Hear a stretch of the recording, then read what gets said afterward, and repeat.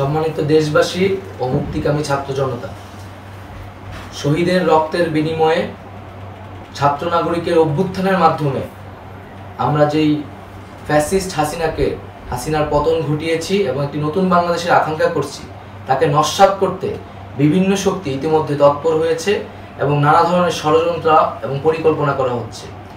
আমরা মুক্তিকামী ছাত্র জনতার পক্ষ থেকে স্পষ্টভাবে বলতে চাচ্ছি যে এই বাংলাদেশকে ফ্যাসিবাদী রেজিম থেকে মুক্ত করার জন্য এবং একটি নতুন বাংলাদেশ, জনগণের বাংলাদেশ প্রতিষ্ঠার জন্য সকল ধরনের ষড়যন্ত্রকে নস্যাৎ করার জন্য, প্রতিহত করার জন্য বাংলাদেশের ছাত্র জনতা কিন্তু সদা প্রস্তুত রয়েছে।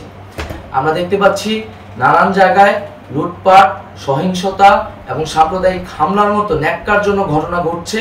আমরা এর তীব্র নিন্দা জানাচ্ছি এবং আমরা মুক্তিকামী ছাত্র জনতার প্রতি আহ্বান জানাচ্ছি যে এই ধরনের ঘটনাকে প্রতিহত করার জন্য আমাদেরকে প্রস্তুত থাকতে হবে, আমাদেরকে দায়িত্ব নিতে হবে। কেউ যাতে এই আন্দোলনকে নস্যাৎ করার জন্য এই ধরনের ঘটনা ঘটানোর সুযোগ না পায়, সেদিকে আমাদের সদা সতর্ক থাকতে হবে। আমরা আরো দেখতে পাচ্ছি যে রাষ্ট্রপতি গতকাল বলেছিলেন যে অনতিবিলম্বে তিনি জাতীয় সংসদ বিলুপ্ত করবেন, কিন্তু আমরা এখনো দেখছি যে একটি অভ্যুত্থানের পরেও এই ফ্যাসিস্ট হাসিনার জাতীয় সংসদ রয়ে গেছে।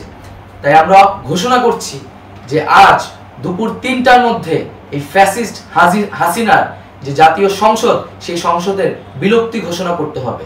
যদি আজ বিকাল ৩টার মধ্যে এই জাতীয় সংসদের বিলুপ্তির ঘোষণা না আসে, তবে আমরা কঠোর কর্মসূচি দিতে বাধ্য থাকব।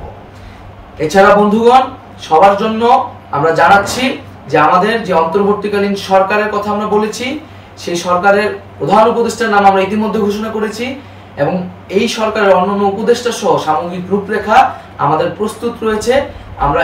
আমরা খুব শীঘ্রই সেই রূপরেখাটি জাতির সামনে উপস্থাপন করব। আমরা বাংলাদেশে স্থিতিশীলতা চাচ্ছি, সমাজে ন্যায় বিচার চাচ্ছি, সেজন্য কার্যকর পদক্ষেপ নিতে হবে এবং তার প্রথম পদক্ষেপটি হতে হবে এই জাতীয় সংসদ ভেঙে দেওয়া। এবং সবার প্রতি আহ্বান থাকবে, আপনারা শান্তিপূর্ণভাবে অবস্থান রাখুন, শান্তিপূর্ণভাবে এবং অহিংসভাবে এবং সকল পরিকল্পনাকে, ষড়যন্ত্রকে নস্যাৎ করার জন্য সদা সতর্ক থাকুন।